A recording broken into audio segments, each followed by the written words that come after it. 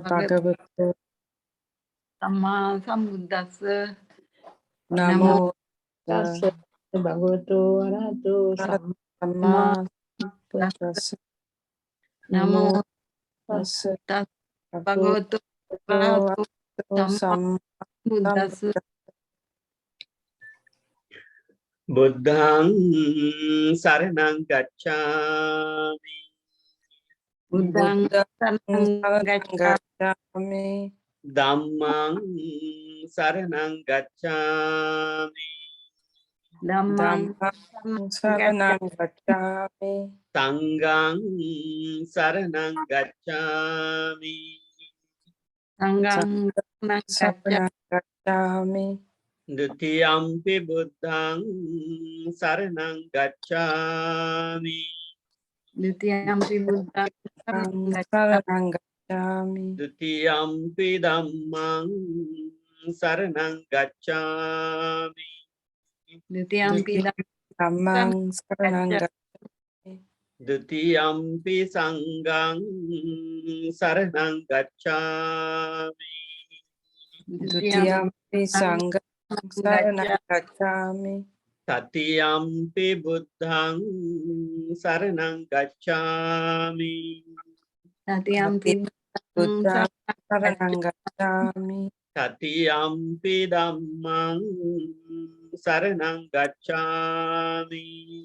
Ditiyampi Satyampi Dhammang Saranang Gacchami Tatiyampi sanghang saranang gacchami. Satyampi Sanghang Saranang Gacchami Hanatipata veramani sikkhapadang samadhiyami.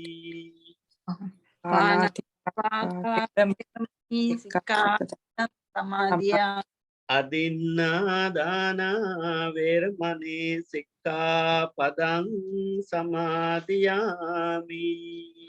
Adinādāna Veramani Sikkhapadang Samadhiyami Kāmesu miccācārā veramani sikkhapadang samadhiyami. Kame Veramani Sikkhapadang Samadhiyami Musāvādā veramani sikkhapadang samadhiyami. Musāvādā Veramani Sikkhapadang Samadhiyami. Duramēraya maccapamā dattana veramani sikkhapadang samadhiyami. Kurame Machapamadana Virmani Samadhiyami.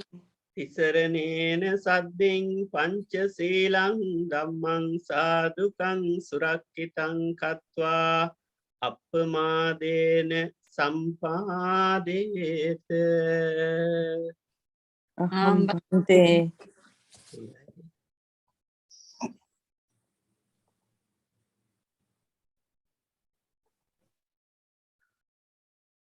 හොඳයි එහෙනම් අපි ධර්ම දේශනාව ආරම්භ කරන්නට බලාපොරොත්තු වෙන්නේ. සමන්තා චක්කවාලේසු අත්‍රා ගච්ඡන්තු දේවතා සද්ධම්මං මුනි රාජස්ස සුනන්තු සග්ග මොක්ඛදං ධම්මස්සවන කාලෝ අයං බදන්තා ධම්මස්සවන කාලෝ අයං බදන්තා ධම්මස්සවන කාලෝ අයං බදන්තා නමෝ තස්ස භගවතෝ අරහතෝ සම්මා සම්බුද්දස්ස නමෝ තස්ස භගවතෝ අරහතෝ සම්මා සම්බුද්දස්ස නමෝ තස්ස භගවතෝ අරහතෝ සම්මා සම්බුද්දස්ස ජීවිතං ව්‍යාධිකාලෝච දේහ නික්කේපනං ගති පංචේතේ ජීවලෝකස්මින් අනිමිත්තාන ඥායරේති.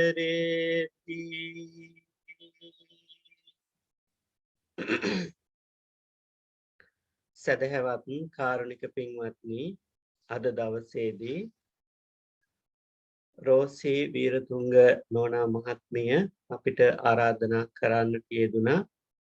තම ආදරණීය පුත්‍රයා මිය පරලොව ගිහිල්ලා වසර ගණනාවක් ගත වෙන මේ මොහොතේදී ඒ පුත්‍රයා වෙනුවෙන් මේ විදිහට ධර්ම දානමය පින්කමක් සිදු කරන්නට අවශ්‍යයි කියලා අපිට ආරාධනා කරන්නට යෙදුණා.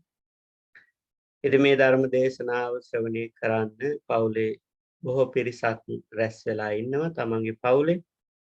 ඉතින් රෝසි වීරතුංග නෝනා මහත්මියගේ ආදරණීය වැඩිමහල් සොහොයුරිය මේ හැම දෙනාම සලකන්නේ ඒ අයගේ අම්මා කෙනෙක් හැටියට කුමාරි බණ්ඩාර පේරුසිංහ නෝනා මහත්මිය.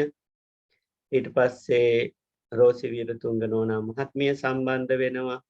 කමලාංගනී නෝනා මහත්මිය, නීනා නෝනා මහත්මිය, නාලනී කියන මේ අය අද දවසේ ධර්ම දේශනාවත් සමග සම්බන්ධ වෙනවා. ඒ වගේම රෝසි වීරතුංග නෝනා මහත්මියගේ රෝසි අම්මගේ ආදරණීය දරුවන් ටික ක්‍රිෂාන්ති නෝනා මහත්මිය, නිශාන්ති නෝනා මහත්මිය, ඒ වගේම මංජුල වීරතුංග මහත්මයා කියන මේ දරුවන් ටිකත් ඒ වගේම ඇසුරු කරන හුඟක් අය අද දවසේදී සම්බන්ධ වෙනවා. විශේෂයෙන්ම මේ විදිහේ ධර්ම දානමය පින්කමක් සිදු කරන්නේ තම ආදරණීය පුතණුවන් මහේෂ් වීරතුංග පුතණුවන්ට පුණ්‍යානුමෝදනා කරන්න. ඒ වගේම තම ආදරණීය ස්වාමි පුරුෂයාට ක්‍රිස්ටෝප වීරතුංග ආදරණීය ස්වාමි පුරුෂයාට ආදරණීය පියතුමාට පින් අනුමෝදන් කරන්න ඥාතිවරයාට.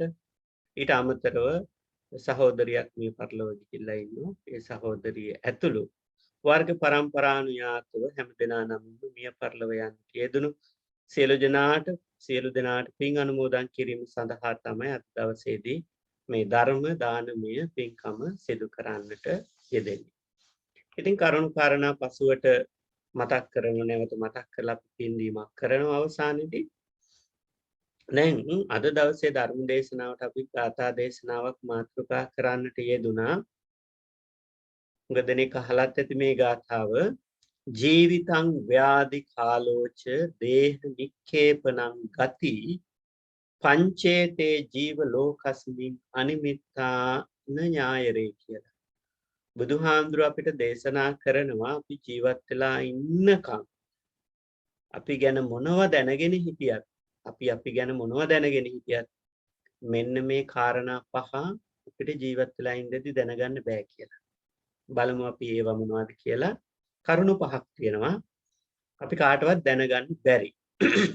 ජීවත් වෙලා ඉන්න කාලෙදී තමන්ගේ ජීවිතය සම්බන්ධ අනිත් අයගේ ජීවිත සම්බන්ධයෙන් මේව දැනගන්න පුළුවන්.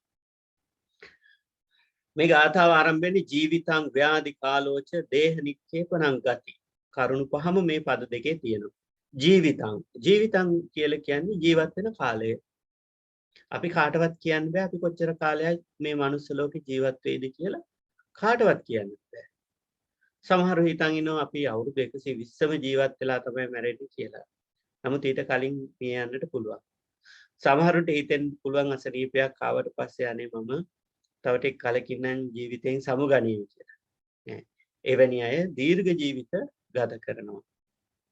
ඒ වගේ ජීවත් වෙන කාලය අපිට කොච්චර කාලයක් අවුරුදු 80ද 70ද 60ද 50ද 90ද 100ද මේ විදිහට ජීවත් වෙන කාලය කාටවත් කියන්න බෑ. මරණයට පත් වෙනකන් ජීවත් වෙන කාලය කියන්න බෑ.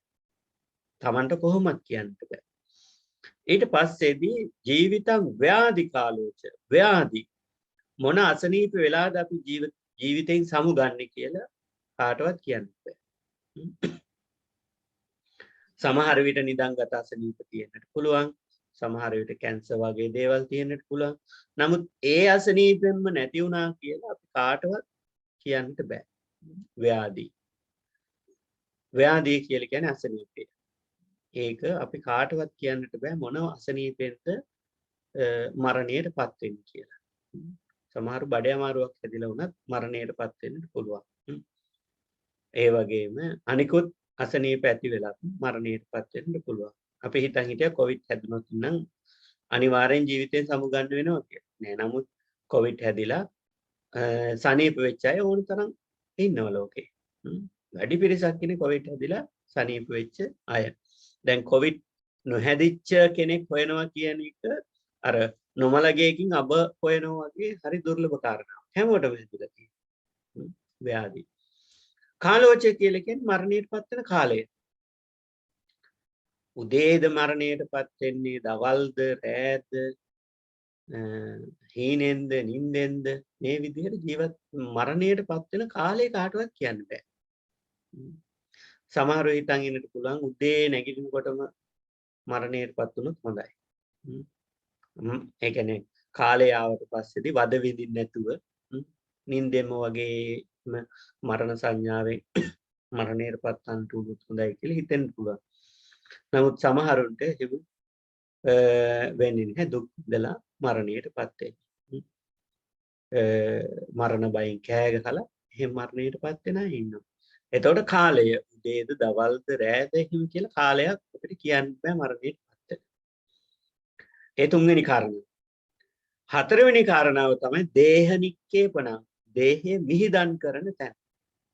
දේහය මරණයෙන් පස්සේ තැන්පත් කරන්නේ කොහේද කියන එක ජීවතුන් අතර ඉඳද්දී අපිට කියන්න පුළුවන් අපේ පවුලේ සුසාන භූමිය තැන්පත් කරන්න කියලා. හැබැයි එහෙම නොවෙන්නම පුළුවන්. මරණයට පත් වෙන තැන අනුව එහෙම නොවෙන්නම පුළුවන්. සමහර විදේශීය රටකදී මරණයට පත් වුණොත් තමන්ගේ රටට ගෙනියන අවස්ථාව සැලසෙනවා අඩුයි. ඒ රටේදීම අවසාන කටයුතු කරනවා. දැන් කොවිඩ් වගේ හැදිලා මරණයට පත් වුණාම එතියන් නීති රීති අනුව දේහය මිහිදන් කරන්න දෙන්නේ නැහැ. දේහය ආදාහනය කරනවා. එතකොට පවුලේ සුසාන භූමියේදී මිහිදන් කරන්න ඕනේ කියලා හිතන් හිටියට ඒක වෙන්නේ නැහැ. දේහ නික්කේපන. දේහය මිහිදන් කරන තැනක් කියන්නට බෑ. පස්වෙනි කාරණාව තමයි ගති. නැවත ගිහිල්ලා උපදින තැන. දැන් අපි ජීවත් වෙලා ඉඳද්දි කියන්න බෑනේ අපි දිව්‍ය ලෝකේ උපදීද, තිරිසන් ලෝකේ උපදීද, බ්‍රහ්ම ලෝකේ උපදීද කියලා කියන්න බෑ. මෙන්න මෙහෙම කාරණා පහක් තියෙනවා අපි කාටවත් කියන්න බෑ. අපේ ජීවිතය සම්බන්ධයෙන්, තමන්ගේ ජීවිතය සම්බන්ධයෙන්. මොකද්ද කාරණා පහ? ජීවිතං ව්‍යාධි කාලෝච දේහ නික්කේපන ගති. ජීවිතං ජීවත් වෙන කාලය. අවුරුදු 100ද 90ද 80ද එහෙම කියලා කියන්න බෑ. ව්‍යාධි මරණයටපත් වෙන රෝගය. කාලෝ කියලා කියන්නේ මරණයටපත් වෙන කාල වේලාව. උදේද හවසද දවල්ද මෙහෙම. ඊට පස්සේ දේහ නික්කේපන දේහෙ මිහිදන් කරන තැන. ඒකත් කියන්න බෑ. අනිත් එක තමයි ගති. නැවත උපදින තැන. මේ පහම අපි දන්නේ නැහැ. අපි ගාක් දේවල් දැනගෙන හිටියත් අපේ ජීවිතය සම්බන්ධයෙන් මේ පහ දන්නේ නැහැ. අපි අනිත් කෙනෙක්ගේ දැන් අපි හිතමු මරණයට පත් වෙච්ච කෙනෙක් දිහා කල්පනා කරනකොට මේ කරුණු හතරක් අපිට දන්න. දැන් අපි හිතමු මරණයට පත් වෙච්ච මහේෂ් වීරතුංග පුතණුවන් ගැන. ඒ සහෝදර සහෝදරියන්ගේ සහෝදරයා සොහොයුරාගේ ජීවිතේ මේ කාරණා පහෙන් හතරක් දන්නව පස්වෙනි එක දන්නේ. දැන් රෝසි අම්මලා දන්නෝනේ යා ජීවත් වෙච්ච මහේෂ් වීරතුංග පුතා ජීවත් වෙච්ච කාලය දන්නවා. අවුරුදු 50ද එහෙම කියලා දන්නවා. එයා මරණයට පත් වෙච්ච රෝගයක් දන්නවා. මොන රෝගයෙන්ද මරණ මේ කියන්නේ ඒ වාර්තාවල එන මොන රෝගය නිසාද මරණයට පත් වෙලා තියෙන්නේ කියලා. කාලෝ මරණයට පත් උනේ උදේ දවල්ද රෑද කියලා දැනගන්න පුළුවන්. දේහ විදන් කරපු තැනත් දැනගන්න පුළුවන් ආදාහනය කරාද භූමි දානය කරාද ඒ කරුණු හතරම දැනගන්න. දැන් අපි දන්නේ නැති මොකද? ගති. අන්න ඒ පුතා ගිහිලා නැවත ඉපදුනේ කොහෙද කියලා අපි දන්නේ නැහැ. දැන් මරණයට පත්වෙච්ච කෙනා දන්නවා එයා ඉපදිලා ඉන්නුනා දැන් මං ඉපදිලා ඉන්නේ කියලා. හැබැයි එයා දන්නේ අනික් කාරණා හතර. එයා හතරක් දන්නේ නේ. අපි හතරක් දන්නවා. නමුත් අපි එකක් දන්නේ. මොකක්ද දන්නේ? ගතිය නැවත ඉපදිච්ච තැන අපි දන්නේ. එයා දන්නවා ඉපදිච්ච තැන. එයාට ජාති ස්මරණ ඥානය තිබුණොතින් එයාට කියන්න පුළුවන් ගිය ආත්මේ කොහෙද ඉපදිලා හිටියේ කියලා. එහෙම අපි හැමෝටම ජාති ස්මරණ ඥානය නැති නිසා අපිට කියන්නට බෑ. එතකොට අපිට මතකයක් නැහැ. අපි සම්බන්ධයෙන් ගත්තාම අපිට මතකයක් නැහැ අපි ගිය ආත්මභාවයේ කොහෙද ඉපදිලා හිටියේ කියලා. නමුත් අපි දන්නවා අපි දැන් මනුස්ස ලෝකෙ ඉපදිලා ඉන්නේ කියලා දන්නවා. ඒ කියන්නේ ගතිය අපි දැනගෙන ඉන්නවා. ගතිය ලැබපු තැන. එතකොට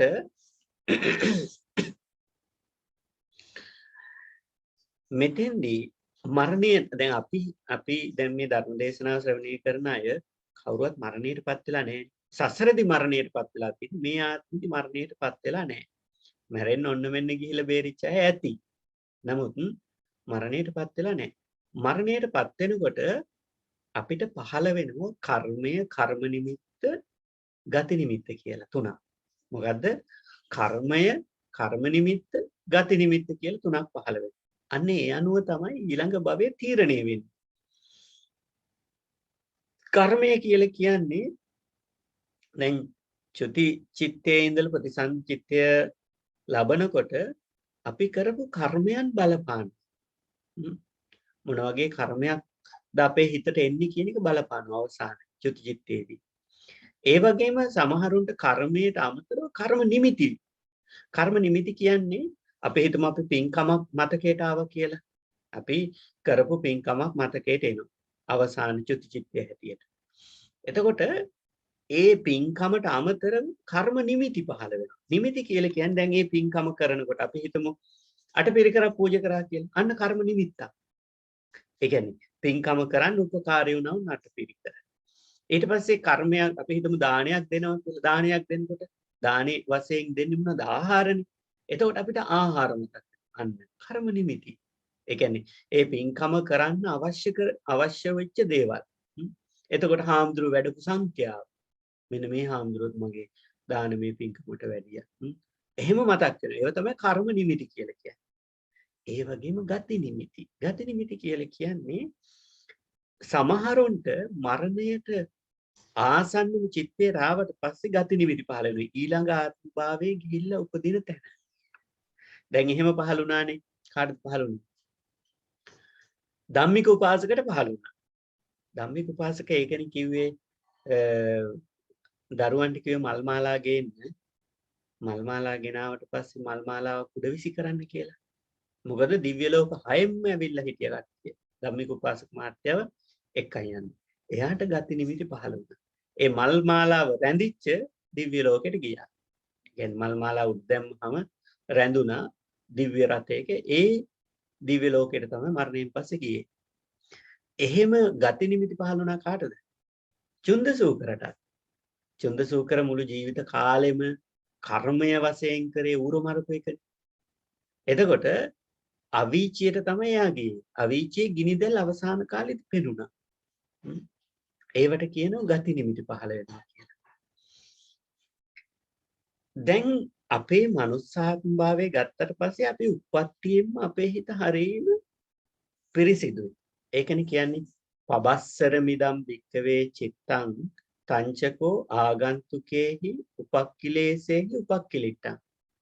ස්වභාවයෙන්ම අපේ හිත පිරිසිදුයි. පබස්සර මිදම් භික්කවේ චිත්තං.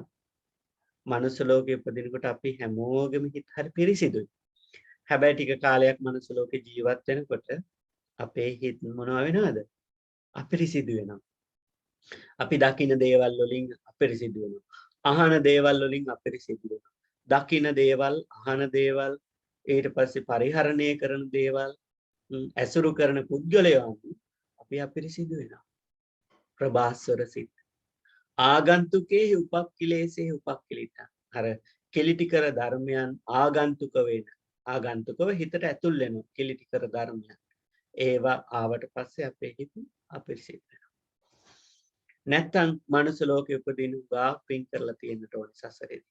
ඒ සසරේ පින් කරපු නිසා තමයි මනුස්ස ලෝකවල අපි ඉපදිලා ඉන්නේ. එතකොට මම නැවත යනවා අර චුති චිත්තයත් ප්‍රතිසන්දි චිත්තයත් කර්මය කර්ම නිමිත්ත කියන ඒ කාරණා ටිකට අපිට මරණයට පත් වෙනකොට මං හිතනවා මේ කාරණා දැනගෙන ඉන්න එක හොඳයි. අපි හැමදෙනෙක්ම ධර්මානුකූලව අපි මරණයට පත් වෙනකොට පළවෙනියටම කර්මය වශයෙන් ඉදිරිපත් වෙනව ගරුක කර්ම. ගරුක කර්ම ඉදිරිපත් වෙලත් අපිට ප්‍රතිසන්දිය ලැබෙනවා. දැන් ගරුක කර්ම ඉදිරිපත් වෙලා දැන් අපේ ජීවිතේ ගරුක කර්ම කරලා තිබුණොත් අනිවාර්යයෙන්ම අනිත් කර්ම සියල්ලම යටපත් වෙලා ගරුක කර්ම උඩට එනවා. මොනවද මේ ගරුක කර්ම කියලා කියන්නේ? මොනවද ගරුක කර්ම කියලා කියන්නේ? ගරුක කර්ම හොඳ පැත්තටක් තියෙනවා නරක පැත්තටක් තියෙනවා. දැන් හොඳ පැත්තට තියෙන ගරුක කර්ම තමයි හුඟක් අය භාවනාවෙන් හිත දියුණු කරලා ඉන්නවනේ. එතකොට භාවනාවෙන් හිත දියුණු කරනකොට හිත තැම්පත් වෙලා අපිට ධානය උපදවා ගන්න පුළුවන්. ඒ කියන්නේ ප්‍රථම ධානය, ද්විතිය ධානය, තෘතිය ධානය, චතුර්ථ ධානය කියලා ධාන හතරක්. ඒවා හිත සමාධිගත වෙනකොට අපේ හිත පිරිසිදු වෙලා පවිත්‍රතාවයටපත් වෙලා ධාන මට්ටම් වලට අපේ හිත තැම්පත් වෙනවා. මේ ධාන මට්ටම් වලින් පිරෙන්නේ නැතුව අපි මරණයටපත් වුණොත් ඒ කියන්නේ ධාන භාවනා කරන කෙනෙක් මරණයටපත් වුණොත් මේ ධාන උපදවාගෙන හිටියොත් අනිවාර්ය වශයෙන් කොහෙද උපදින්නේ? දිව්‍ය ලෝකවල උපදින්නේ. නැත්නම් බ්‍රහ්ම ලෝකවල. බ්‍රහ්ම ලෝකවල දිව්‍ය ලෝකවල තමයි උපදින්නේ. අනිත් අකුසල කර්ම ඔක්කොම යටපත් වෙනවා ගරුක කර්මයකදී. දැන් මං කියවනේ ගරුක කර්ම තියෙනවා හොඳ වශයෙන්ුත් නරක වශයෙන්ුත් දෙකෙන්ම. දැන් නරක මොනවද ගරුක කර්ම? නරක ගරුක කර්ම පහකුත් තියෙනවනේ. ඒවට මොනවද කියන්නේ? පංච ආනන්තරිය කර්ම. පංච ආනන්තරිය කර්ම. දැන් මේ බුදුරජාණන් වහන්සේගේ ඇඟේ ලේසෙලවි. ආර්ය සංඝයා ඝාතනය කිරීම. ආර්ය සංඝයා කියලා කියන්නේ රහතන් වහන්සේලා ඝාතනය කිරීම. ඊට පස්සේ සංඝ වේදය. හාමුදුරුවෝ අතර බෙදීම් ඇති කරන සංඝ වේදය. ඒ කියන්නේ කොටස් වලට බෙදන එක. සංඝයා වහන්සේලා. ඊට පස්සේදී දැන් හාමුදුරුවෝ දෙන්නෙක් අතර මොනවා හරි කියන එක නෙවෙයි. මේක හරියට වටහා ගන්න ඕනේ. සංඝ වේදය කියලා කියන්නේ සංඝ වේදයේදී ධර්මය බෙදන්න ඕනේ. විනය කාරණා බෙදන්න ඕනේ. ඒ වගේම සංඝයා වහන්සේලා කණ්ඩායම් දෙකක් බවට පත් කිරීම. ඒක තමයි සංඝ වේදය. දැන් දේවදත්ත හාමුදුරුවෝ එහෙම කරේ සංඝ වේදයෙන්. බුදුරජාණන් වහන්සේගේ මේ සමගි සංඝයා සමගියෙන් හිටපු පිරිස එතෙන්ට ගිහිල්ලා බුදුරජාණන් වහන්සේට මෙන්න මේ ශික්ෂාපදත් අපි රකින්න ඕන කියලා ප්‍රකාශ කළා. බුදුහාමුදුරුවෝ දේශනා කරාම කැමති කෙනෙක් ඉන්නවනම් ඒ ශික්ෂාපද රකින්න කියලා. ඊට පස්සේ අර සමගි සංඝයාට කිව්වා බුදුහාමුදුරුවෝ රකින්න නැති ශික්ෂාපද මම රකින්නවා. මම මස් මාංශයෙන් තොර වෙලා ඉන්නේ. මම අරණ්‍යගත වෙලා ඉන්නේ. ජීවිත කාලෙම මම පාංශකූල චීවර විතරයි පෙරවන්නේ. අනිත් අය එහෙම කරන්නේ. ඒක නිසා ඒවට කැමති අය ඉන්නවනම් මගේ පැත්තට එන්න කියලා කඩාගෙන ගියා. අන්න සංඝ වේදය. නැත්තම් ගිහි අයට එහෙම කරන්න බෑ සංඝ වේදය. නැත්තම් වැරදිට හිතන්න පුළුවන් නේ.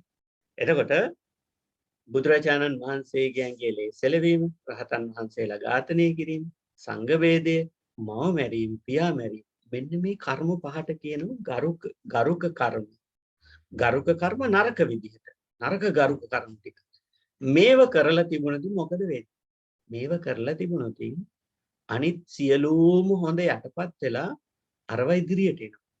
ඒ ගරුක කර්ම ටික ඉදිරියට ඇවිල්ලා එයාට නිරය උප්පත්තිය ලබා දෙනවා. අපාය සතර අපායෙන් එකකට යනවා. දැන් දේවදත්ත හාමුදුරුවෝ එහෙම දේවදත්ත හාමුදුරුවෝ අජාසත් රජතුමා එහෙම තවමත් අවීචියේ දුක් විඳින්නේ ඒකයි. මොකද ඒ අය ආනන්තරී පාප කර්ම කරලා තිබුණා. අම්මා තාත්තා මැරුවේ නැතුණාට දේවදත්ත හාමුදුරුවෝ අනිත් ඒවා කරානේ. බුදුහාමුදුරුවන්ගේ ඇඟිලේ සෙලෙව්වා. සංඝ වේදේ කරා දෙකක්ම කරා.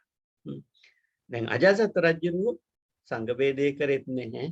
බුදුහාමුදුරුවන්ගේ ඇඟිලේ සෙලෙව්වෙත් නැහැ. රහතන් වහන්සේලා මරණයටපත් කෙරෙව්වෙත් නැහැ. හැබැයි තාත්තා මැරුවා. බිම්බිසාර රජුරුවෝ මරණයටපත් කරා. එතකොට එයාත් අවීචිය ගිහිල්ලා ඉපදුනා. අන්න ඒවට කියනවා ගරුක කර්ම. අපි මරණයටපත් වෙනකොට හොඳ පැත්තට ධ්‍යාන භාවනා කරලා තිබුණොත් ඉදිරිපත් වෙලා දිව්‍ය බ්‍රහ්මාදී උසස් ආත්ම භාවවල උත්පත්ති ලබා දෙනු අනිවාර්ය වශයෙන් ස්ථිර වශයෙන්. හැබැයි නරක පැත්තට කරලා තිබුණු ආනන්තරයේ පාප කර්ම අන්න අපිට අවීචි මහා නරකාදී උත්පත්ති ලබා දෙනවා. ඒ ගරුක කර්ම. අපි හිතමු අපිට අපේ ජීවිතේ ගරුක කර්ම කළා නැහැ. මොකද දෙනේ ධ්‍යාන දැන් භාවනා කරාට ධ්‍යාන උපදවගෙන නැහැ නේ මොකද දෙන්නේ. එතකොට ඒව ඉදිරිපත් වෙන්නේ. දැන් අපි දන්නවනේ බෞද්ධ වශයෙන් අපි ආනන්තරේ පාප කර්ම කරලා නැහැ නේ. ඒක නිසා ඔන්න ගරුක කර්ම නැහැ අපේ. අපි මරණයටපත් වෙනවා අපිට ගරුක කර්ම නැහැ. මොකද වෙන්නේ? අන්න ගරුක කර්ම නැති වුනහම අපිට ඉදිරිපත් වෙන මොනවද? ආසන්න කර්ම. ආසන්න කර්ම කියලා කියන්නේ මරණාසන්න මොහොතේදී හිතට නැගින දේවල්. මොනවද හිතට නැගෙන්නේ? චක්කු සෝත ගාන જીවහා කාය මන කියන මෙන්න මේ පංචේන්ද්‍රයන්ට අවසාන මොහොතේ හිතට නැගින දේවල් වෙන්න පුළුවන්. හිතට නැගින මොනවද? හිත ඒ කියන්නේ චක්කු ඇහැට දකින දෙයක් වෙන්න පුළුවන්. ඒ වගේම කනට ඇහෙන දෙයක් වෙන්න පුළුවන්. නාසයට දැනෙන දෙයක් වෙන්න පුළුවන්. දිවට දැනෙන දෙයක් වෙන්න පුළුවන්. රසයක් ඒ වගේම කයට ලැබෙන ස්පර්ශයක් වෙන්නට පුළුවන්. එතකොට මේවට කියනවා ආසන්න අරමුණු.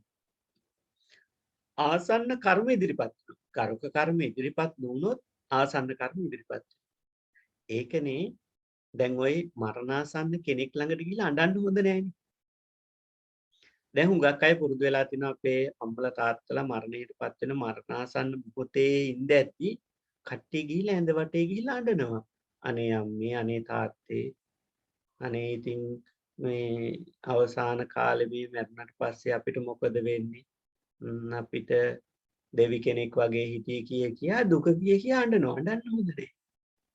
ඊට පස්සේ ඇඬුවට පස්සේ මොකද වෙන්නේ? දැන් සමහර දෙමාපියෝ ඉන්න පුළුවන් අවසාන කාලේදී ඇහැ පේන්නෙත් නෑ. ඒ වගේම හරියට කෑම කන්නෙත් නෑ.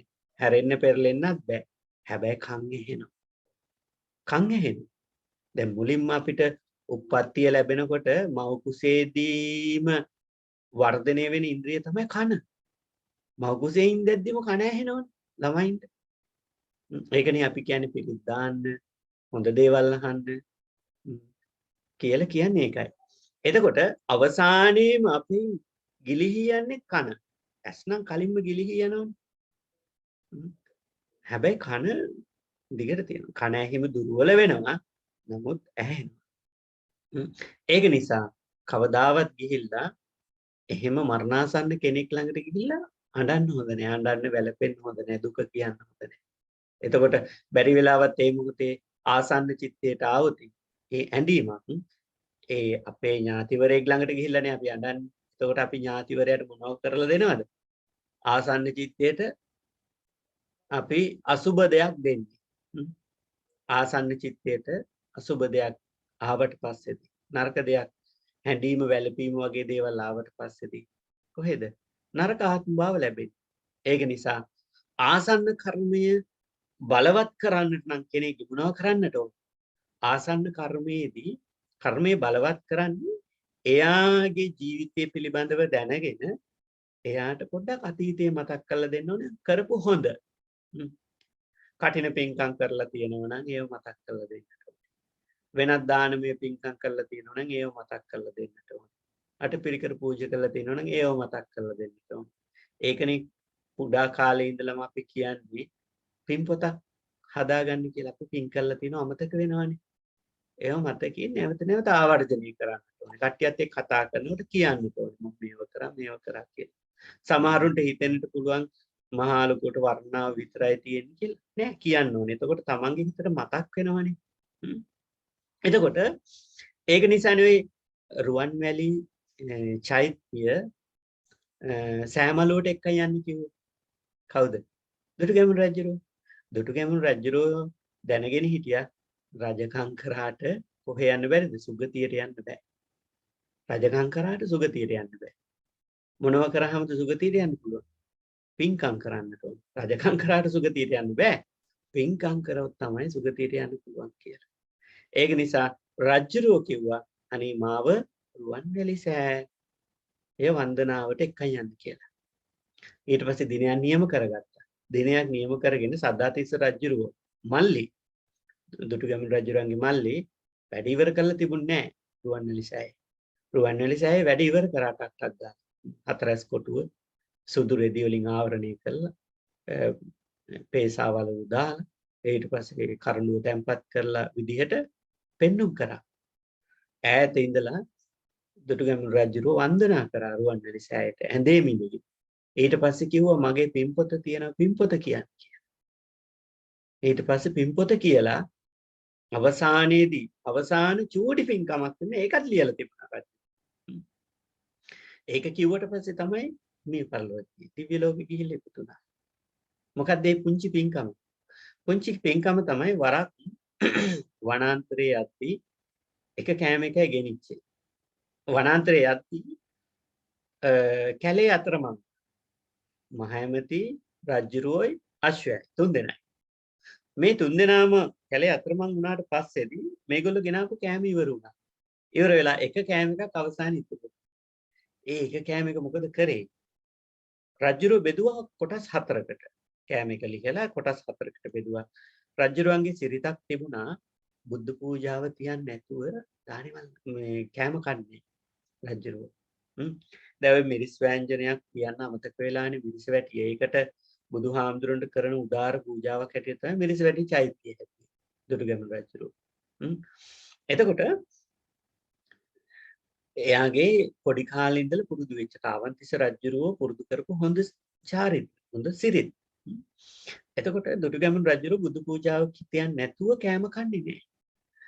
දුටුගැමුණු රජුරෝ තමන්ගේ කෑමේ කොටස් 4කට බෙදුවා.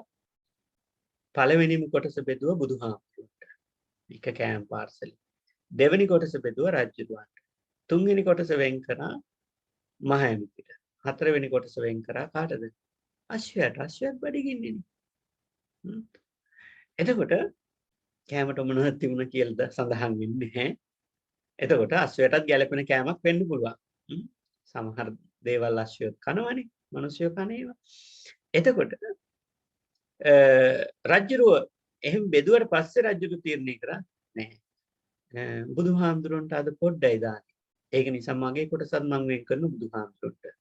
එතකොට කොටස් 3කට බෙදුවා. කොටස් දෙකම බුදු පූජාවට, අනික් කොටස මහයමතිට, අනික් කොටස අශ්වයට. මම අද බඩගින්නේ ඉන්නවා කියලා තීරණය කරා රජු. මහයමති දැනගත්තා. මහයමති කිව්වා නෑ රජතුමනි මටත් එපා. ඒ කොටසත් බුදුහාමුදුරන්ට පූජා කරන්න. ඊට පස්සේ අශ්වයත් දැනගත්ත මේ කොටස් 3ක්ම බුදුහාමුදුරන්ට පූජා කරන්න වෙන් කරනවා. ඒක නිසා අශ්වයත් ඔළුව වන්නලා කිව්වා මටත් එපා. මගේ කොටසත් බුදුහාමුදුරන්ට පූජා කරන්න කියලා. බලන්න. අශ්වයටත් තිබුණා විඥාන ශක්තිය. ඇත්තටම ඒක තමයි අවසානම පින්කම. අවසාන පින්පොතේ සඳහන් කරපු ඒක චුට්ටි පින්කම.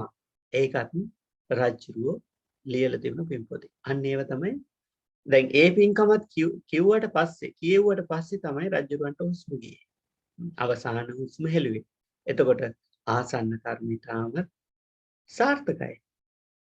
හොඳ කර්මයක්, හොඳ කර්ම ගණනාවක් ආසන්න කර්ම වශයෙන් රජුරවන්ට අහන්නට ලැබුණා තමන් කරපු පින්කම්. දැන් අපි දන්නෝනේ ඉතින් දුටුගැමුණු රජුරෝ විශාල යුද්ධයක් කරලා විශාල පිරිසක් මරණයටපත් කරපු රජ කෙනෙක්නේ. එලාර වගේ රජවරු මරණයටපත් කරපු රජ කෙනෙක්. නමුත් ධර්මයේ දැනගෙන හිටියට පස්සේ අපි මේ අර පුරුද්දක් වශයෙන් කරන ඒවා වුණත් වළක්ව ගන්නට පුළුවන්. අරව කිසි දෙයක් මතකයට නැගුන්නේ. ඔක්කොම මතකයට නැගුණේ පින්කම් කරපුවා. ඒක නිසා අපි ඒ අවස්ථාවේදී පුගා ප්‍රඥා ගෝචර වෙන්නට ඕන. අනිත් අය. එතකොට අපි හිතමු කෙනෙකුට ඔන්න ආසන්න කර්මත් නැහැ. ගරුක කර්මත් නැහැ, ආසන්න කර්මත් නැහැ. එතකොට මොකද වෙන්නේ? ඊට පස්සේ ඉදිරිපත් වෙන්නේ මොකද්ද? ආචින්න කර්ම. ආචින්න කර්ම කියලා කියන්නේ වැඩි වශයෙන් ජීවිතේ පුරුදු පුහුණු කරන කර්ම. ගරුක කර්මාවෙත් නැහැ, අර වගේ ආසන්න කර්මිකුත් ආවේ නැහැ. ආචින්න කර්ම ඔන්න ඉදිරිපත් වෙනවා. ආචින්න කර්ම කියලා කියන්නේ ජීවිතේ වැඩියෙන් පුහුණු කරන දේවල් තියෙනවනේ. අපි වැඩියෙන් මොනවද පුහුණු කරන්නේ? දැන් හොඳ පැත්තෙන් නම් බුදු ගුණ කියන එක. සමහර අපේ උපාසකම්මලා ඉන්න නිතරම බුදු ගුණ කියන්නේ තිපිසෝ ගාථාව කියාගත්තු ගමන්ම නේද? ඉතින් ඒක බොහොම හොඳයි. බුදු ගුණ කියන එක නව ගුණ වැලේ අර ඇට ගණන් කර කර බුදු ගුණ කියනවා. ඒව තමයි ජීවිතේ වැඩිපුරම කරලා තියෙන්නේ. වැඩිපුරම මොනවද? බොරු කියපු කෙනෙකුට නම් අන්න ආචින්න කර්මය එතකොට හොඳ නැහැ. වැඩිපුරම නරක දේවල් නම් කරලා තියෙන්නේ, නරක දේවල් නම් කියලා තියෙන්නේ අන්න ආචින්න කර්ම. ඊට පස්සේ සුබ නැහැ. එතකොට වැරදි ආචින්න කර්මයක් නිසා දුගතිය උපදින්නට පුළුවන්. නිවැරදි ආචින්න කර්ම වල නිරත වෙන්නට ඕන. ඒක නිසා වැඩි වශයෙන් හොඳ දේවල් කරලා තියෙනවා නම් වැඩි වශයෙන් බණ නම් අහලා අනේ බණපද මතක් වෙන්නට පුළුවන් මරණාසන්න මොහොතේදී. මොකද වැඩි වශයෙන් බණ අහලා තියෙනවා. වැඩි වශයෙන් බුදු ගුණ අහලා තියෙනවා. නැත්නම් වැඩි වශයෙන් අනිත් අය කියන දේවල් පැය ගණන් වල ෆෝන් වල ඉන්න කට්ටිය නේද? මෙලවටත් එලවටත් වැඩක් නැති කතා අහා ඉන්නවා. එතකොට අන්න ආචින්න කර්මය බලවත් වෙන්නේ නැහැ. අපි හිතමු කෙනෙකුට ගරුක කර්මත් නැහැ, ආසන්න කර්මත් නැහැ, ආචින්න කර්මත් නැහැ. එහෙම කෙනෙකුට මොකද වෙන්නේ? මරණාසන්න මොහොතේ. අන්න ඒ වගේ කෙනෙකුට කටත්තා කර්ම කියලා එකක් තියෙනවා. කටත්තා කර්ම කියලා කියන්නේ පුරුදු වශයෙන් කරලත් නැහැ වැඩිපුර. ඒ වගේම සුළු කර්මයන් කරලා තියෙනවා. පොඩි පොඩි දේවල් චූටි කර්මයන් කරලා තියෙනවා. පොඩි කර්මයක් වෙන්න පුළුවන් කටත්තා කර්මයක්. ඒව ඉදිරිපත් වුණත් ඒ අනුව විපාක දෙන්න. දැන් අපි දන්නවනේ හරි ලස්සන කතාවක් තියෙන කාගේද?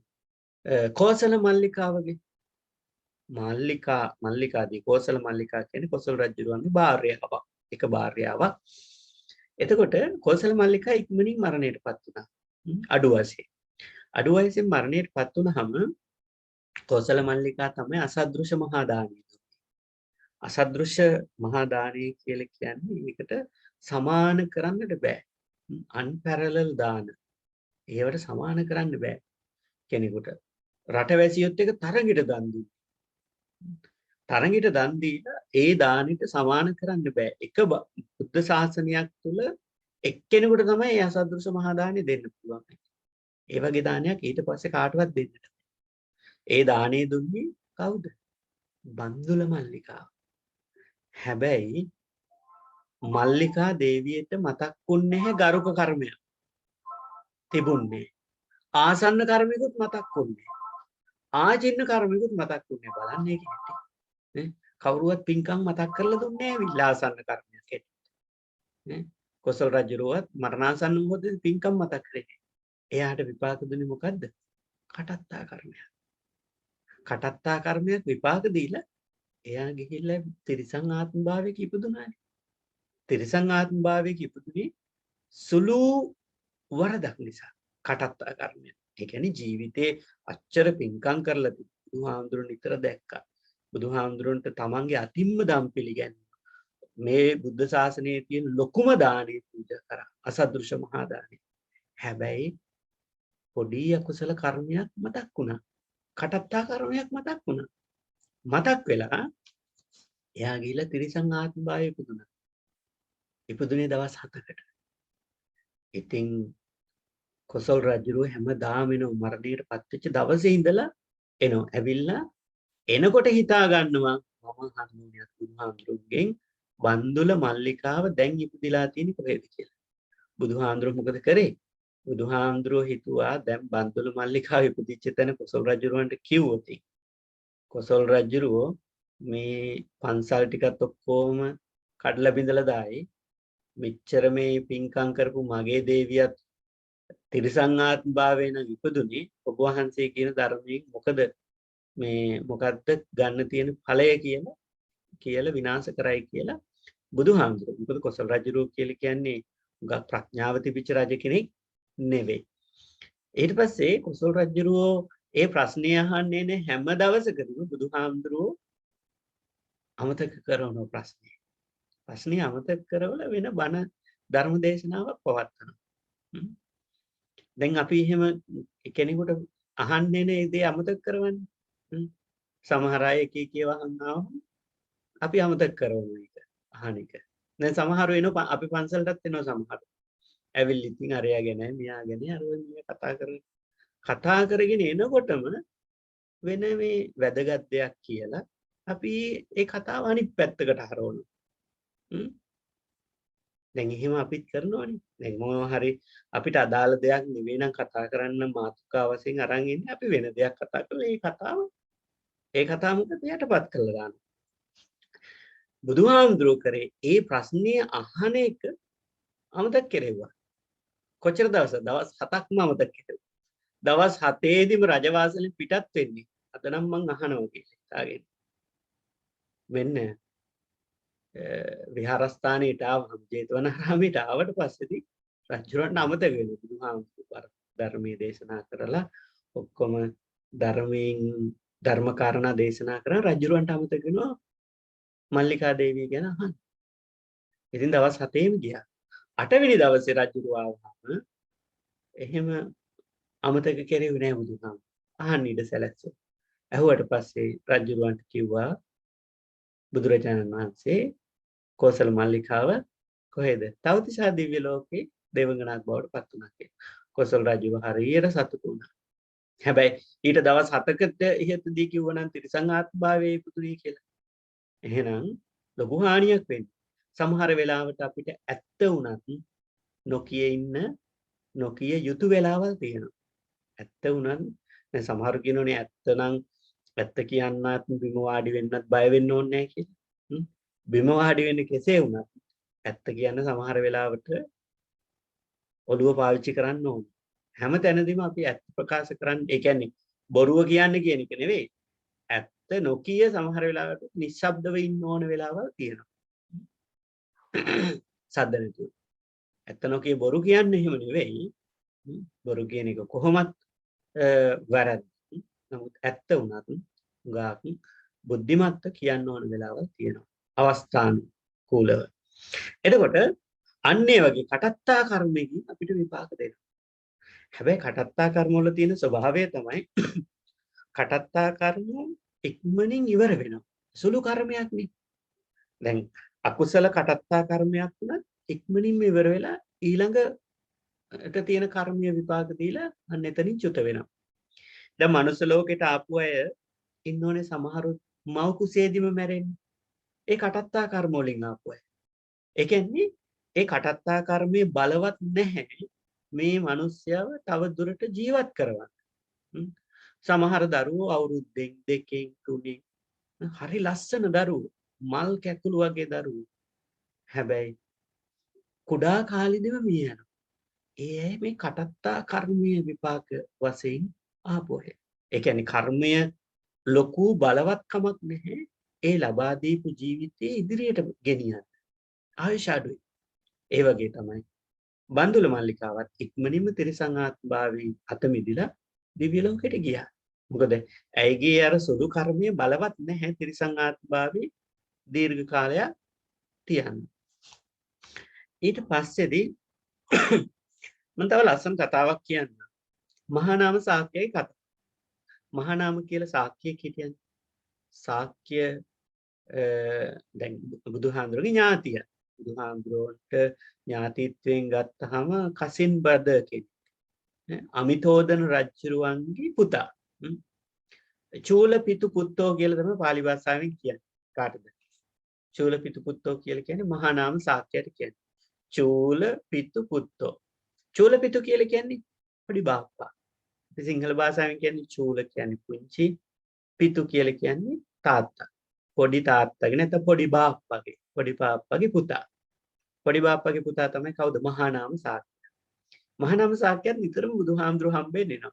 දිනපතාම වගේ. හැමදාම හවසට ඇවිල්ලා ධර්මශාලාවේ බණ අහනවා.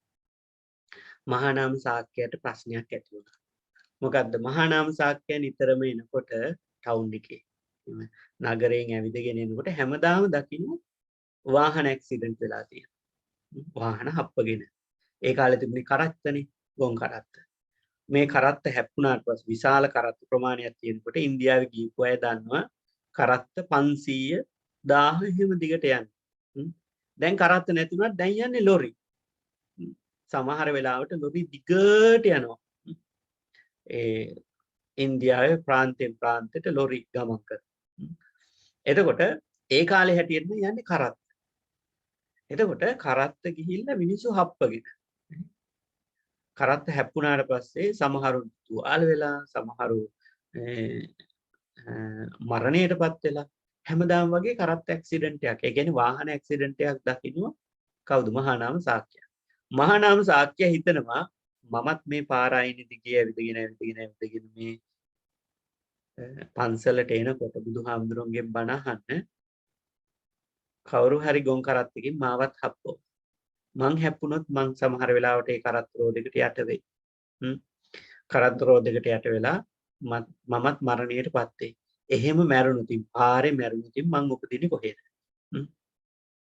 මේක බුදුහාමුදුරගෙන් අහන්න ඕනි කියලා තීරණය කළා.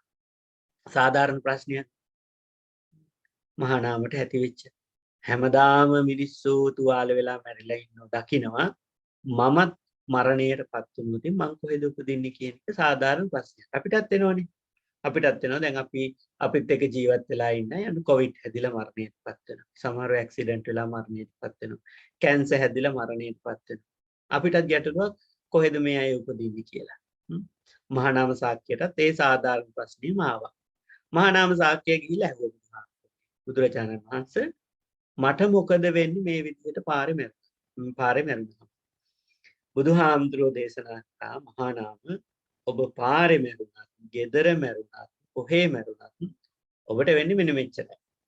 මම ඒක උපමාවකින් කියන්නම් කියලා උපමාවක් දේශනා කරා. මොකක්ද උපමාව?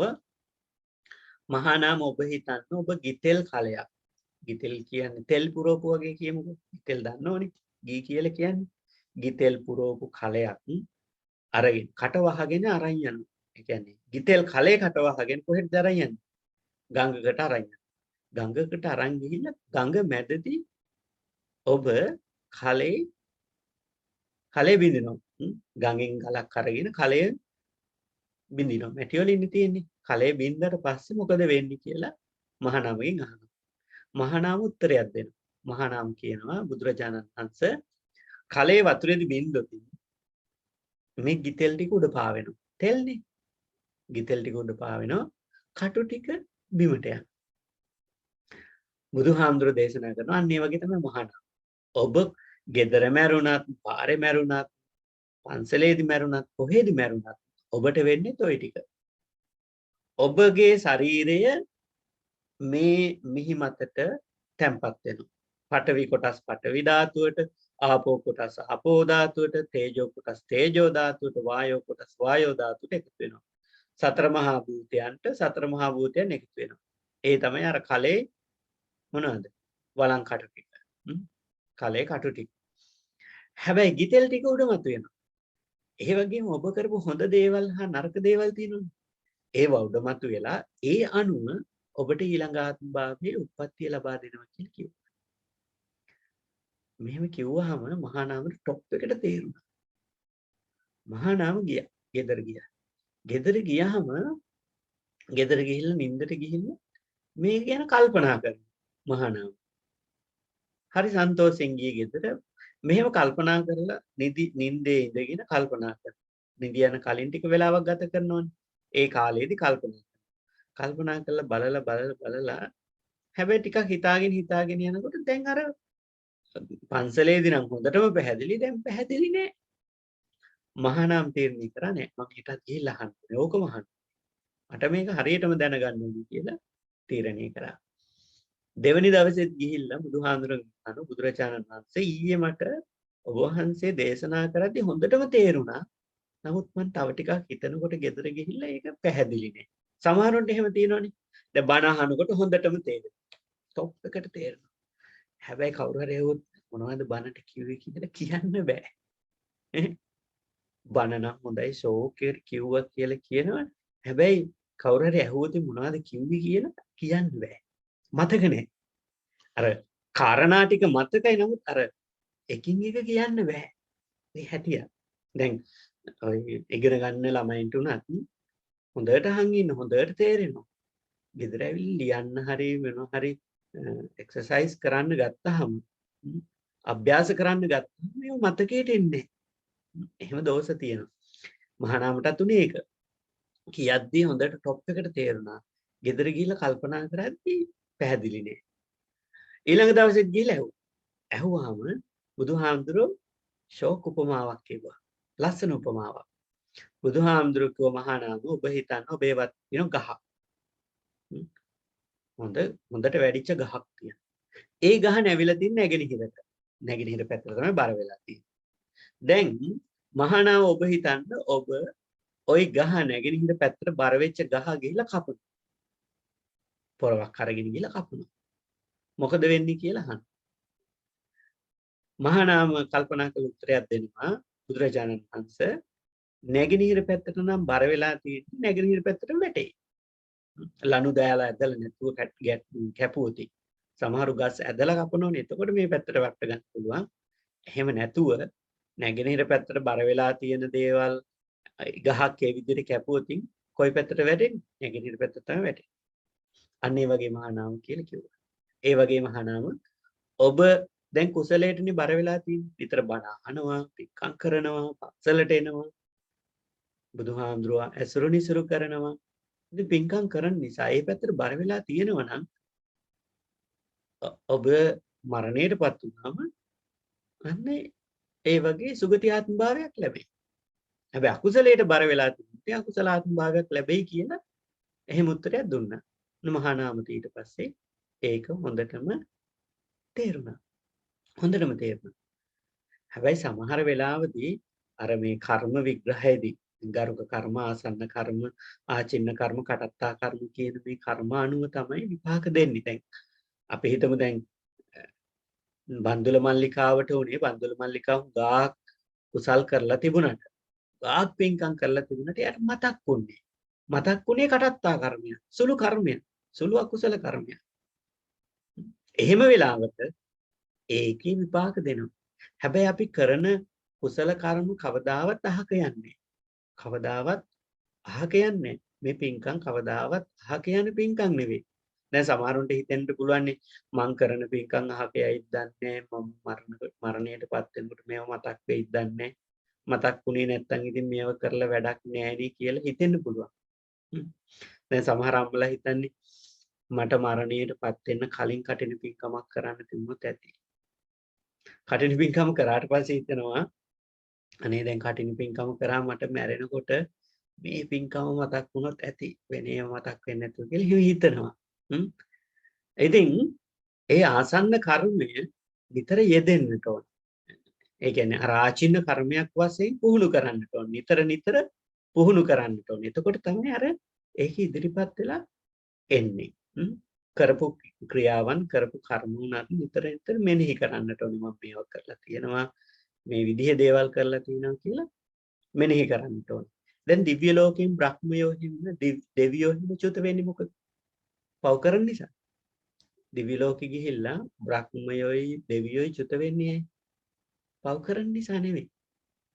ඒ පින ඉවර වුණාම දෙවියන්ගේ පින ඉවර වුණාම තමයි චුත වෙන්නේ. දැන් දෙවියෝ චුත වෙලා බ්‍රහ්මයෝ චුත වෙලා සතර පායට යන්නත් පුළුවන්. සමහර වෙලාවට දෙවියෝ චුත වෙලා මනුස්ස ලෝකෙට එන්නත් පුළුවන්. ඇයි සතර පායේ අපායෙන් චුත වෙන්නේ? දැන් අවීචියේ ඉන්න අය වුණත් අවීචියෙන් චුත වෙනවා. දැන් අපි දේවදත්ත හාමුදුරුවෝ හිතමු. දේවදත්ත හාමුදුරුවෝ ආනන්තරේ පාප කර්ම දෙකක් කරා. මොකද්ද දෙක? බුදුන්ගේ ඇඟේ ලේසලෙව්වා. ඒ වගේම සංඝ බේදය කරා. ඒ දෙක කරයි කියලා සදාතනිකව හැමදාම අවීචි මහ නරකාදී ඉන්නේ දේවදත්ත හාමුදුරුවෝ. දේවදත්ත හාමුදුරුවෝ චුත වෙනවා. ඒ කර්මයන් ඉවරුණාට පස්සේ කරපු පව් ඉවරුණාට පස්සේදී ඒකෙන් චුත වෙනවා. චුත වෙලා ඇවිල්ලා දැන් දේවදත්ත හාමුදුරුවන්ගේ අනාගත කතාවල තියෙනවා දේවදත්ත හාමුදුරුවෝ පසේ බුදු කෙනෙක් වෙනවා. එතකොට පසේ බුදු කෙනෙක් වෙලා තමයි පිරිනුවම් පාන්නේ. දැන් අපේ උපාසකම්මල බයිනෝනේ දේවදත්තය කියලාත් බයිනෝ. එහෙම හොඳ නැහැ. දැන් මේ ධර්ම මාර්ගයේ අපි එක එක තැන්වල ඉන්නේ. අපි සමහර හාමුදුරුවෝ ඉන්න පුළුවන් ධර්ම මාර්ගයේ ගිහියන්ට වඩා පල්ලෙහැයින් ඉන්න පුළුවන්. සමහර ගිහියෝ ඉන්න පුළුවන් හාමුදුරුවන්ට වඩා ඉදිරියේ ධර්ම මාර්ගයේ යනකොට. එතකොට දේවදත්ත හාමුදුරුවෝ සමහර විට අපිට වඩා ඉදිරියෙන් ඉන්න පුළුවන්. අනාගතේ බුදු වෙන කෙනෙක් කල්ප ගණනාවකට කලින් කල්ප ගණනාවකට පස්සේ. එතකොට දේවදත්ත හාමුදුරුවෝ අපිට වඩා ඉස්සෙල්ලා මේ සසරෙන් එතර වෙන කෙනෙක් වෙන්න පුළුවන්. එතකොට මේ ධර්ම මාර්ගයේ ආර්ය මාර්ගයේ අපි එක එක තැන්වල ඉන්නේ. එතකොට එක එක්කෙනාගේ අපි දොස් දැක්කහම ඒ විවේචනය කරන්නට හොඳ නැහැ. එයා ඉන්න ධර්ම මාර්ගය. එයා තේරුම් ගත්ත විදිහ. එයා තේරුම් ගත්ත ප්‍රමාණය. එතකොට දැන් සතර අපායේ යන අය අපායෙන් චුත වෙන්නේ පින් කරන නිසා නෙවෙයි. සතර අපායෙත් පින් කරන්න බෑනේ. ඒ කරපු පව් ඉවර වුණාම ඊළඟට විපාක දෙන්නේ පින. දැන් අපිට උනත් අපිට දැන් මේ පින විපාක දෙන්නේ මනුස්ස ලෝකෙට. මේ හැම සප සම්පත්ම ලැබෙන්නේ පින. හැබැයි අපිට එකතු වෙච්ච පව් ටිකක් තියෙනවද නැද්ද? පව් කන්දක් ඇති අපේ ජීවිතේ. හැබැයි පව් විපාක දෙන්න ගියාම ඒවත් විපාක දෙනවා. ඒවෙන් එතකොට ගැලවීමක් නෑ. එතකොට ඒකනේ අර සමහරුන්ට කරදර එනකොට එක දිගට එනවා කරදර. කරදර පිට කරදර එනවා. ඒ විපාක දෙනවා. ඒ අවස්ථාව සැලසිච්ච ගමන් ඔක්කොම ටික විපාක දීගෙන යනවා. එතකොට අර කුසලයක් මතුන් නැති වුණොත් පිනක් මතුන් නැති වුණොත් අර පව් ටික ඔක්කොම විපාක දීගෙන යනවා. දැන් ඒකනේ සමහරුන්ට හොඳ දේවල් ජීවිතේට එන්න ගත්තාම ඔක්කොම දේවල් ටික එනවා.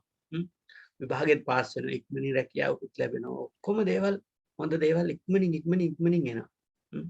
ඒ පින විපාක දෙන්න ගත්තාම පිනත් ඒ විදිහයි. හැබැයි ඒවයි ඉවරයක් තියෙනවා. ඒ ඉවර වුණාම නැවත පව පටන් ගන්නවා. අර හරියට නිකන් මනුස්ස ලෝකේ. දැන් මනුස්ස ලෝකෙට ඇවිල්ලා පින් කරන්නේ අපි එන්නේ මනුස්ස ලෝකෙට. පින් කරලා ඒ පින අනුව තමයි අපි දිව්‍යාත්ම භාව හරි ඒ පව් අනුව තමයි සතර අපායට හරියන්නේ. හරියට නිකන් අර ට්‍රාන්සිට් එයාපෝට් එකක් වගේ. අපි යන තැන එතන බැහැලා එතන shopping කරලා ඒ විදිහට තමයි ඊළඟ ඩෙස්ටිනේෂන් එකට යන්නේ. ඒ වගේ තැනක් තමයි මනුස්ස ලෝකය කියලා කියන්නේ. එතකොට දිව්‍ය ලෝකේ යන්න කාරණා තුනක් කරන්නට ඕනේ. මොනවා කාරණා? සච්ඡං බණේ ගාතාවක් තියෙනවා. සච්ඡං බණේ නිකුජ්ජය තජ්ජා අපස්මින් පියාචිතෝ ඒතේහි තීනිතානේහි ගච්ඡේ දේවාන සම්තික කියලා. සච්ඡං බණේ ඇත්ත කතා කරන්නට ඕනේ. නියම විදිහට ඇත්ත කතා කරන්න ඕනේ සුදුසු තැනේ. හැම තැනේදීම නෙවෙයි. ඒ කියන්නේ බොරුව කොහොමත් හොඳ නැහැ. ඇත්ත වුණත් සමහර වෙලාවදී නිශ්ශබ්දව ඉන්නටයි තියෙන්නේ. සච්ඡං බණේ ඇත්ත කතා කරන්නට ඕනේ. ඒක පළවෙනි කාරණාව. නිකුච්චය කියලා කියන්නේ තරහ ගන්න හොඳ නැහැ. පොඩි දෙයකටත් අපි තරහ ගන්නවනේ. තරහ ගන්න හොඳ නැහැ. ලෝකේ පෙරලන් ආවත් මෛත්‍රී සිතින් ඉන්නට ඕනේ. තරහ ගන්නට හොඳ නැහැ. නිකුච්චය. ඇත්ත කතා කරන්නට ඕනේ. තරහ ගන්න හොඳ නැහැ. දජ්ජා අපස්මින් පියාචිතෝ. දජ්ජා අපස්මින් පියාචිතෝ කියලා කිව්වේ කවුරු හරි යමක් ඉල්ලුවොත් කවුරු හරි අවශ්‍යතාවයක් ඉන්නු කරොත් ඉල්ලුවොත් Tamanට පුළුවන් පොඩි දෙයක් හරි දෙන්න. එයාට දොස් කියන්නේ නැතුව චුට්ටි දෙයක් හරි දෙන්නට. අපි හිත හදා ගන්නට ඕනේ. අපිට පුළුවන් ආකාරයෙන් පොඩි දෙයක් හරි දෙන්නට ඕනේ. දැන් සමහර වෙලාවට දැන් මේ දවස්වල ලංකාවේ ඉන්නෝනේ එක උදව්නේ අසරණකමට. හුඟක් ලංකාවේ අපේ ඥාති හුඟක් අය ඥාතීන් වෙන්න පුළුවන්, යාළුවෝ වෙන්න පුළුවන්. හුඟක් අසරණ වෙලා ඉන්නේ. සමහරුන්ට කන්න නැහැ, සමහරුන්ට අඳින්න නැහැ. සමහරුන්ට රැකියාව නැති වෙලා තියෙනවා. ඉතින් ඒ අය සමහර වෙලාවට දුරකථන ඇමතුම් දීලා අපේ පින්වතුන්ට එක එක දුක් ගැනවිලි කියන්න පුළුවන්. ළමයට උගන්වන්න විදිහක් නැහැ. දැන් අපිට ඔක්කොම දේවල් කරන්න බෑ ඒගොල්ලන්. ඒගොල්ලන් කියන ඔක්කොම දේවල් කරලා දෙන්න බෑ. නේ අපිට ඒගොල්ලන්ට ඉන්න ගයක් නෑ කිව්වට පස්සේ ගයක් හදලා දෙන්න පුළුවන්. එහෙම ශක්තිය තියෙන අය ඇති. ඒකට ඔක්කොම දේවල් කරන්න බෑ. හැබැයි පොලිය උපකාරයක් කරන්න පුළුවන් මේ. අපි කරන උපකාරයෙන් ඒගොල්ලෝ දවසක් හරි ජීවත් වෙයි. දවස් දෙකක් හරි ජීවත් වෙයි. එක වේලක් හරි කයිනේ. එහෙම හිතලා දජ්ජාපස්මින් පියාජිතෝ යමක් ඉල්ලුවත් කවුරු හරි පොඩ්ඩක් හරි දෙන්න. දොස් කියන්නේ නැතුව කරදරයක් කියලා හිතන්නේ නැතුව පොඩ්ඩක් හරි දෙන්න. ඒකයි දජ්ජාපස්මින් පියාජිතෝ කියන්නේ. ඉල්ලන අයට චුට්ටක් හරි දෙන්න. ඒතේහි තීනි තානි. මෙන්න මේ තුන කරෝති. මොනවාද තුන? සච්චම්බනි. හැම වෙලේම ඇත්ත කතා කරනවා. නිකුජ්ජය තරහ ගන්න එපා. පොඩි දෙයකට තරහ ගන්න හොඳ දජ්ජාපස්මින් පියාජිතෝ ඉල්ලන අයට පොඩ හරි දෙන්න. Tamanට හැකි ප්‍රමාණ දෙන්න. එතකොට ඇත්ත කතා කරන්න තරහ ගන්න එපා. ඉල්ලන අයට දෙන්න. ඒතේහි තීහිතානි මෙන්න මේ තුන කරෝති. ගච්ඡේ දේව සම්පත. දිව්‍ය ලෝකයට යන සුදුසුකම් තියෙන පුද්ගලයෙක් බවට පත් වෙනවා. දැන් ඕනම දෙයකදී අපි සුදුසුකම් බලනවනේ. දැන් රැකියාවක් දෙනකොට මේ රටේ සුදුසුකම් බලනවා. මේ රටේ දිගට ඉන්න වීසා දෙනකොට සුදුසුකම් බලනවා. සුදුසුකම් නැති අය දෙන්නේ නැහැ. එතකොට ඒ සයිලම් හරි මොනවා හරි දාලා තමයි වෙන ක්‍රම වලින් තමයි ගන්නෙ. හැබැයි සුදුසුකම් බලලා ඒ සුදුසුකම් සම්පූර්ණ කරලා එතෙන්ට යන්න පුළුවන්. ඒ වගේ දිව්‍ය ලෝකෙට යනකොටත් සුදුසුකම් ටිකක් තියෙනවා. මෙන්න මේව සුදුසුකම් තුනක් සපුරන්නට ඕන. ඒ තුන සපුරලා තිබුණොත් දිව්‍ය ආත්ම භාව හොඳ ආත්ම භාවයට පත් වෙන්න පුළුවන් වෙනවා. ඒකනේ දැන් මුගලන් හාමුදුරුවෝ ගිහිල්ලා දිව්‍ය ලෝකේ තොරතුරුත් සතර අපායේ තොරතුරුත් ගෙනල්ලා මනුස්ස ලෝකේ කියනවා. මනුස්සයන්ට කියනවා පව් කරන්න එපා. පව් කරාම සතර අපාය යනවා. අන්න අර හිටපු කෙනා ඉන්නෝනේ. එයා පව් කරානේ. අන්න එයා ගිහිල්ලා දැන් සතර අපායේ ඉපදිලා ඉන්න මෙන්න මෙයා වෙලා. දැන් පින් කරපු අය පෙන්නලා කියන මෙන්න මෙයා ගිහිල්ලා ඉපදිලා තියෙන දැන් පින් කරලා කොහෙද දිව්‍ය ලෝකේ කියලා එක එක්කෙනාගේ නම් වශයෙන් කියලා මුගලන් මහරහතන් වහන්සේ පෙන්නලා දෙන කට්ටියට. ඉතින් අර ඉන්න මිනිස්සු හුඟක් පවෙන් ඈත් වෙලා තියෙන මුගලන් හාමුදුරුවෝ නිසා. ඒ වගේ. එතකොට මරණය කියන ධර්මතාවය අපි කවදා හරි මේ ලෝකේ ජීවත් වෙලා ඉඳලා අපිපත් වෙන ධර්මතාවයක්. ඒකෙන් වළකින්නට බෑ කාටවත්. ඒක වළක්ව ගන්න කිසිම කෙනෙකුට බෑ. ඒක නිසා අපි නිතරම ඒකට සූදානම් වෙලා ඉන්නට ඕනේ. ඒක සූදානමින් ලෑස්ති පිට ඉන්නට ඕනේ. එහෙම ලෑස්ති පිට හිටියේ නැති වුනහම තමයි අපිට දුකක් එන්නේ අවසාන කාලේ. අපි යමකට ලෑස්ති වෙලා හිටියහම ඒක ආවයි කියලා අපිට දුකක් නැහැ.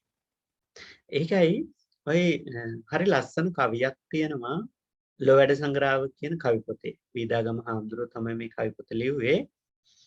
මේ පොතේ තියෙනවා අසල්ගයක සොරකම් ගිය දවසේක කුහුල් සිතින් ඉන්නේ තාම ගෙය රැක සියල් සතුන් මාරු ගෙන යානු දැක කුසල් නොකර ඉන්නේ ඇයි නොව සැක. ඒක තේරුම තමයි අසල්ගයක සොරකම් ගිය දවසක ළඟ තියෙන නේබර් හවුස් එකක යන සොරකම. ඒ කියන්නේ ළඟම තියෙන ගෙදරකට හොරු පැනලා ඉන්නවා. හොරු පැනලා ජනෙල් කඩලා ගෙදර තිබිච්ච ඔක්කොම වඩු ටික අරගෙන ගිහිල්ලා. එහෙම කරොත් මොකද කරන්නේ? කුහුල් සිතින් ඉන්නේ තම ගේ රැක. එතකොට ඒ ලේන්නේ කීම ඉන්න අය ඒක දැනගත්තාම මොකද කරන්නේ? තමන්ගේ ගෙදරටත් හොරු පණේ කියලා සැක කරනවා. සැක කළා මොනවද කරන්නේ? ඉස්සෙල්ලාම CCTV කැමරා ටික ෆික්ස් කරනවා. දොරවල් වල ලොක් ටික වැඩ කරනවද කියලා බලනවා. ජනෙල් වහනවා. පොඩි තැනකට ගියත් ජනෙල් ටික ඔක්කොම වහන උඩ යට හැමතැනම. ඇතුලේ කාමරවල දොරවල් ලොක් කරනවා. ඒ විදිහට සැක හිතලා අපේ ගෙදරටත් පණේ කියලා සැක හිතලා ඔක්කොම දේවල් ආරක්ෂා කරනවා. හැබැයි හොරු පණින්නත් පුළුවන් නැති වෙන්නත් පුළුවන්. අහල පහල ගෙවල් වලට පැනලා තියෙනවා. ඒ වගේ විවිධාගම හාමුදුරුවෝ කියන සියල් සතුන් මරුගෙන යනු දැක අපි දකිනවා හැමෝම මරණයටපත් වෙනවා. ඒ කියන්නේ එහා ගෙදර හිටපු කෙනත් මැරුණා, ඊට එහා පැත්තේ ගෙදර හිටපු අයත් මැරුණා, ලංකාවේ ඉන්න අයත් මැරෙනවා, එංගලන්තේ ඉන්න අයත් මැරෙනවා, එහා ගමෙත් මැරෙනවා. හැමතැනම දකිනවා සියලු සතුන් මාරයා ගෙන යනවා. එක්කෙනා ගෙන යනවා. හැබැයි කුසල් නොකර ඉන්නේ ඇයි නොවසක? හැබැයි කිසිම කෙනෙකුගේ අදහසක් නෑ කුසල් කරන්න. අපිත් මරණයට සූදානම් වෙන්න ඕනි කියලා අදහසක් නෑ. හැමෝම හිතනවා ඒගොල්ලෝ මැරුණාට අපි මැරෙන්නේ නැහැ කියලා. අපිත් මැරෙනවා. අපි මැරුණාමත් අපි ඉන්න අය හිතයි ඒගොල්ලෝ නම් අර අසනීපය ඇදිචන ඇදලා මැරුණේ අපි එච්චර ඉක්මනින් යන්නේ නැහැ. එහෙම කියලා හිතනවා. එහෙම අපිට හිතන්න බෑ. ඒක නිසා ඒකට අපි හැම කෙනෙක්ම සූදානම් වෙන්න. සූදානම් වෙනකොට බුද්ධිමත් වෙන්න ඕනේ. බුද්ධිමත් වුණාම අපිට පුළුවන්කම තියෙනවා අපේ කර්මය අර අකුසල කඳු වශයෙන් තියෙන අපේ කර්මය වුණත් සමහර වෙලාවට වළක්ව ගැනීම කියාව තියෙනවා. ඒවට කියනවා හෝසි කර්ම කියලා. හොඳ කර්මයක් සිහිපත් කරගන්න එක. දැන් අර දුටුගැමුණු රජුරෝ කරා වගේ. ආසන්න කර්මයක් හිතට නම්ව ගන්න එක. ඒ නිසා මේ ධර්ම කාරණා පිළිබඳව දැනුවත්භාවයෙන් ඉන්න එක හොඳයි අපේ පින්වතුන්. ඉතින් මම හිතනවා මේට වඩා ධර්ම දේශනාව දීර්ඝ කරන්නට බලාපොරොත්තු වෙන්නේ නැහැ. පැයක පමණ පැයකටත් වැඩි ප්‍රමාණයක් අපි ධර්මයේ දේශනා කරන්නට යෙදුණා. ඉතින් මුලින් සඳහන් කරපු ආකාරයට විශේෂයෙන් අද දවසේදී ධර්ම දේශනාව සිදු කරන්නට යෙදුනේ මහේෂ් වීරතුංග ආදරණීය පුතණුවන්, රෝසි වීරතුංග අම්මගේ ආදරණීය වැඩිමහල් පුතණුවන්. අනිත් ක්‍රිෂාන්ති නෝනගෙත්, නිශාන්ති නෝනගෙත්, මංජුල මහත්මයාගෙත් සහෝදරයා, වැඩිමහල් සහෝදරයා. මම හිතේ පවුලට ලැබිච්ච පළවෙනි පිරිමි දරුවා. හැමෝගේම ආදරේ, කරුණාව, දයාව අරගෙන මේ නැන්දලා පුංචි අම්මලා එක්ක ඇති දැඩි වෙච්ච මහේෂ් වීරතුංග මහත්මයා අපි හැමෝටම කලින් ජීවිතෙන් සමුගන්නට යෙදුණා. නැන්දලත් ඒ වගේම ආදරණීය මෑණියෝ අනිකුත් සහෝදර සහෝදරියන් ජීවිතුන් අතර ඉඳ ඇති මරණයෙන් සමුගන්නට යෙදුණා. ඒකයි ජීවිතයේ ස්වභාවය. ඉතින් මහේෂ් වීරතුංග මහත්මයා පිළිබඳව අපිට රෝසි වීරතුංග අම්මා ප්‍රකාශ කරන්නට යෙදුණු හොඳ මහත්මයෙක්, හාමුදුරුවන් වහන්සේලා ළඟින් ඇසුරු නිසුරු කරපු, හාමුදුරුවන්ගේ අවවාදන් ශාසන අනුව ජීවිතය ගත කරපු, හුඟක් හිතවත්කමින් ආශ්‍රය කරපු හාමුදුරු කිහිප නමක් ගැනම මතක් කරා. ඉතින් ඒ වගේ උදාර ජීවිතයක් ගත කරපු ආදරණීය සොහොයුරාට, ඒ වගේම ආදරණීය පුතණුවන්ට පින් අනුමෝදන් කිරීම සඳහා, ඒ වගේම කිෂ්ටෝප වීරතුංග ආදරණීය ස්වාමි පුරුෂයා, ක්‍රිෂාන්ති නෝනගේ, නිශාන්ති නෝනගේ, මංජුල මහත්මයාගේ ආදරණීය පියතුමා ඇතුළු, ඒ වගේම රෝසි වීරතුංග මෑණියන්ගේ ආදරණීය සොහොයුරියක් මිය පරලොව ගිහිලා තියෙනවා. ඇයටත් පින් අනුමෝදන් කරන්නට. අද දවසේදී කුමාරි බණ්ඩාර පේරුසිංහ අම්මා, ඒ වගේම හැමෝගෙම වැඩිහිටි සොහොයුරිය, හැමෝගෙම ආදරේ, කරුණාව, දයාව ලබාගෙන ජීවත් වෙන්නේ. බොහොම ගුණගරුක ජීවිතයක් ගත කරන අම්ම කෙනෙක්, ධර්මානුකූලව ඒ වගේ ගාක් ලොකු දැනුම් සම්භාරයක් එකතු කරගත්තු අම්ම කෙනෙක්. ඉතින් ඇයත් සම්බන්ධ වෙනවා. ඒ වගේම රෝසි වීරතුංග නෝනා මහත්මිය හැම කටයුත්තේදීම මේ ආගමික කටයුතු බොහෝමත්ම උද්‍යෝගයෙන් කරන අම්ම කෙනෙක්. හුඟක් හාමුදුරුවන්ට දරු තරතුරේ තියලා උපකාර කරන අම්ම කෙනෙක්. පන්සල් හැම හුඟක් පන්සල් වලට උදව්පකාර කරන අම්ම කෙනෙක්. ඉතින් ඒ වගේම කමලාංගනී නෝනා මහත්මිය, නීනා නෝනා මහත්මිය, නාලනී නෝනා මහත්මිය කියන ඒ තම සහෝදරියනුත් කරගෙන තව දන්න කියන යහළු මිත්‍රාදීනුත් එකතු කරගෙන අද දවසේදී ධර්ම දානමය පින්කමක් සිදු කරන්නට යෙදුණා. මේ ධර්ම දානමය පින්කමෙන් මේ දැහැමි සිතුවිලි ඇති කරගෙන, බණපද හිතට නංවගෙන, මරණය පිළිබඳව, ජීවිතය පිළිබඳව බුදුරජාණන් වහන්සේ දේශනා කරපු ධර්ම කාරණා හිතට නංව ගනිමින් හුඟක් කුසල් සිතුවිලි ඇති කරගන්නට යෙදුණා. මේ සෑම කුසල සිතුවිල්ලක්ම, මේ හැම කුසල කර්මයක්ම මේට වසර ගණනාවකට ඉහතදී මිය පරලොව යන්නට යෙදුණු කිෂ්ටෝප වීරතුංග ආදරණීය ස්වාමි පුරුෂයා, ඒ වගේම ආදරණීය පියතුමන්, ඒ වගේම මහේෂ් වීරතුංග ආදරණීය පුතණුවන්, ඒ වගේම ආදරණීය සොහොයුරා, ඒ වගේම තම සොහොයුරියක් මිය පරලෝ ගිහිල්ලා තියෙනවා කියලා රෝසි විරතුංග නෝනා මහත්මිය අපිට මතක් කරා. ඇය ඇතුළුව හැම දෙනා නමින් වර්ග පරම්පරා ඥාතව මිය පරලොව යන්නට යෙදුණු සියලු ඥාතීන් මේ පින් අනුමෝදන් වෙලා ඔවුන්ගේ සසර ගමන සූපත් කරගනීවා සැපවත් කරගනීවා කර්ම දෝෂයකින් හෝ දුගති භවයක් නරක ස්ථානයක් ළඟා කරගෙන තියෙනම් එයින් අත මිදේවා සැපවත් භවයක් ළඟා කරගෙන තියෙනම් ඒ සැපත දියුණු කර ගැනීමට මේ උදාාර පුණ්‍ය ශක්තිය හේතු වේවා වාසනාව වේවා උපනිශ්‍රේ වේවා කියන අදහසින් යුක්තව හැමදිනාම පින් අනුමෝදන් කරන්නට මේ ගාථාව කියන්න. ඉදම්මේ ඥාතීනං හෝතු සුඛිතා හුන්තු ඥාතයෝ ඉදම්මේ ඥාතීනං හෝතු සුඛිතා හුන්තු ඥාතයෝ ඉදම්මේ ඥාතීනං හෝතු සුඛිතා හුන්තු ඥාතයෝ.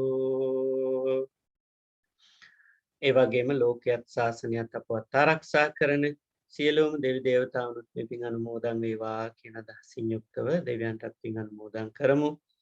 එත්තාවතාච අම්හෙහි සම්බතං පුඤ්ඤ සම්පදං සබ්බේ දේවා අනුමෝදන්තු සබ්බ සම්පත්ති සිද්ධියා.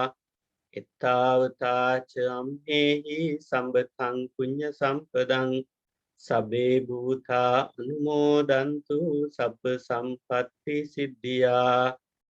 තාවතාච අම්හෙහි සම්බතං පුඤ්ඤ සම්පදං සබ්බේ සත්තා අනුමෝදන්තු සබ්බ සම්පත්ති සිද්ධියා.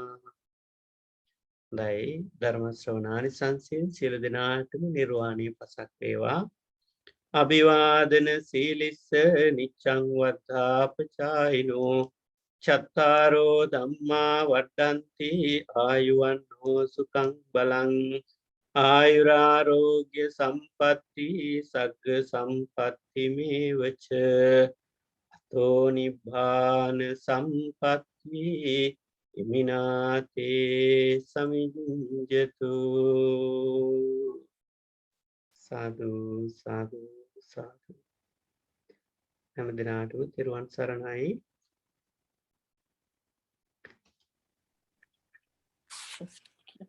තෙරුවන් සරණයි හාමුදුරනේ.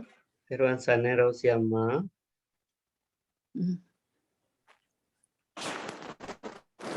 හොඳයි අපි නවතිනවා. තෙරුවන් සරණයි. තෙරුවන් සරණයි සාදු. තෙරුවන් සරණයි ශාන්ති නෝනා. හොඳයි.